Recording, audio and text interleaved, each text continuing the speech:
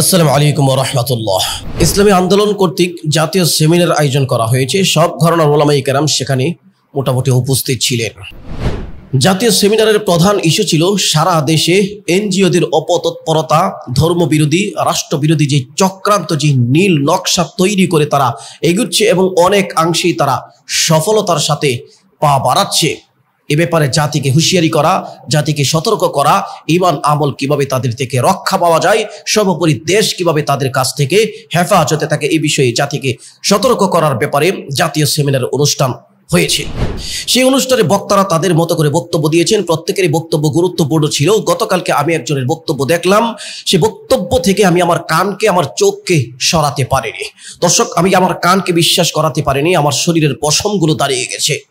এনজিওদের এত অপতৎপরতা, বাংলাদেশে নতুন যে ইস্যু ট্রান্সজেন্ডার এবং শিক্ষা ব্যবস্থার প্রণয়নের যে ভয়াবহতা তিনি তুলে ধরেছেন, যে নীল নকশা তারা বাস্তবায়ন করছে 92% মুসলমানের দেশে, সেগুলো আসলে শুনলে পরে হৃদয়ে রক্তক্ষরণ যে কারো হতে পারে। আমরা একেবারেই বেমালুম ভুলে গেছি যে এনজিওরা কত বড় ভয়ানকভাবে তারা রাষ্ট্রবিরোধী, ইসলাম বিরোধী, ধর্মবিরোধী কি চক্রান্ত তারা মানুষের রন্ধ্রে রন্ধ্রে, গ্রামগঞ্জের প্রত্যন্ত অঞ্চলের সাধারণ জনতার ভিতরে কিভাবে এই সুদ ভিত্তিক অর্থনীতি লেনদেন চালু করে কিভাবে তাদেরকে ধ্বংস করে দিচ্ছে, সমাজকে ধ্বংস করে দিচ্ছে। দর্শক, বাংলাদেশে ইসলাম রাষ্ট্র যে কোনো বিরোধী চক্রান্তের ব্যাপারে উলামায়ে কেরাম সবসময় সচেষ্ট থাকেন এবং রাজপথে ওনারা প্রধানত ভূমিকা পালন করে থাকেন। ইসলামের বিরুদ্ধে কোনো কিছু আসলে, রাষ্ট্রের বিরুদ্ধে কোনো কিছু আসলে উলামায়ে কেরাম সর্বপ্রথম মাহফিলে, ময়দানে, মসজিদের মিম্বরে জাতিকে সতর্ক করার চেষ্টা করেন। আর আমাদের জাতি এতটাই বেখবর, এতটাই উন্মাদের মতো, আমরা তাদের পদাঙ্ক অনুসরণ করে চলি। যে কোনো দেশ বিরোধী, রাষ্ট্রবিরোধী, ইসলাম বিরোধী কোনো চক্রান্তের বিরুদ্ধে যখন উলামায়ে কেরাম মাঠে নামে, এই জনগণ চায়ের স্টলে বসে চায়ের কাপে চুমু দেয় আর বলে এগুলো হুজুরদের কাজ, এগুলো মোল্লা মৌলবীদের কাজ, এগুলো হচ্ছে ধর্মান্ধদের কাজ। তারা এটা জানে না যে দেশে বসে শান্তিতে যারা চা খাচ্ছে, সে দেশে কিছুদিন পরে তারা আর শান্তিতে থাকতে পারবে না। বর্তমান বাস্তবতা এটাই। আজ থেকে 20 বছর আগে দেশের অবস্থা, মানুষের ধর্মীয় যে পরিচয় ছিল, মানুষের ধার্মিকতার যে একটা উচ্চ লেভেল ছিল, সেটা এখন নামতে নামতে 0% চলে গেছে। কোনো কিছু হলেই উলামায়ে কেরামদের দায়িত্ব এটা। উলামায়ে কেরাম রাস্তার মধ্যে নামে, উলামায়ে কেরাম রাস্তায় বার খায়। প্রধানমন্ত্রী নিজেও বলেছে পার্বত্য অঞ্চলকে তারা খ্রিস্টান রাষ্ট্র বানাতে চায়, পার্বত্য অঞ্চলকে তারা আলাদা করতে চায়। অথচ এই কথাটাই উলামায়ে কেরাম আরো বহু বছর আগে থেকেই জাতিকে সতর্ক করার চেষ্টা করছেন। কিন্তু যখন প্রধানমন্ত্রী বললেন, তখন মানুষে হয়তো কিছুটা বিশ্বাস করেছে। এতদিন ধরে যখন সতর্ক করছে, মানুষ সেদিকে কোনো প্রক্ষেপই করে না।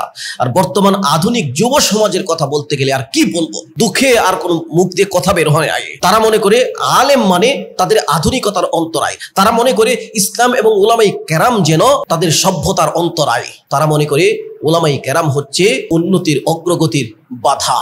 এই যে চিন্তাধারা, এই যে চিন্তার চেতনা, মাইন্ডসেট শিক্ষা ব্যবস্থার মাধ্যমে যুব সমাজের, মুসলিম যুব সমাজের ভিতরে ঢুকিয়ে দিচ্ছে। তাদের ভিতরে না আছে দেশের জন্য ভালোবাসা, না আছে ইসলামের জন্য কোনো সম্প্রীতি। এই কথাগুলো শুনলে শরীরের পশম দাঁড়িয়ে যায়। কোন দিকে এগোচ্ছে আমার সোনার বাংলাদেশ? এই জন্যই কি 1971 সালে যুদ্ধ করে দেশটাকে স্বাধীন করা হয়েছিল। আজকে শিক্ষা ব্যবস্থার দিকে তাকালে দেখা যায় কি ভয়াবহতা অবস্থা। এনজিওরা মানুষের সেবার নামে, সেবার আড়ালে মুসলমানদেরকে কি বানাচ্ছে। এনজিওরা সেবার আড়ালে তাদের তাহজিব, তামাদ্দুন এবং সুদ ভিত্তিক অর্থনীতি মানুষের রন্ধ্রে রন্ধ্রে ঢুকিয়ে দিচ্ছে। বোকা বাঙালি তাদের ফাঁদে পা দিয়ে নিজের সর্বস্ব হারিয়ে পথের ফকির হচ্ছে। এটা শুধু আলেমদের দায়িত্ব না, এটা শুধু জেনারেলদের দায়িত্ব না, এটা আলেম জেনারেল সকলে মিলেমিশে এটার বিরুদ্ধে ঐক্যবদ্ধ প্ল্যাটফর্ম তৈরি করতে হবে। জাতিকে উদ্ধার করতে হলে এবং এই দেশকে রক্ষা করতে হলে সর্বোপরি ইসলামী আন্দোলন বাংলাদেশকে অবশ্যই সাধুবাদ জানাতে হয়। কয়েকদিন পর পর সব ঘরানার উলামায়ে কেরামদেরকে তারা জড়ো করে, উপস্থিত করে তাদের মতামত নেয়। এর মাধ্যমে উলামায়ে কেরামদের মধ্যে সম্প্রীতি, ভালোবাসা, বন্ধন, হৃদ্যত তৈরি হয়। এ ধরনের অনুষ্ঠান কয়েকদিন পর পর করা উচিত, যাতে করে দূরত্ব উলামায়ে কেরামদের মধ্যে কম হয়। দূরত্বগুলো আস্তে আস্তে ঘুটিয়ে তারা যেন একই কাতারে, একই প্ল্যাটফর্মে ঐক্যবদ্ধ হতে পারেন।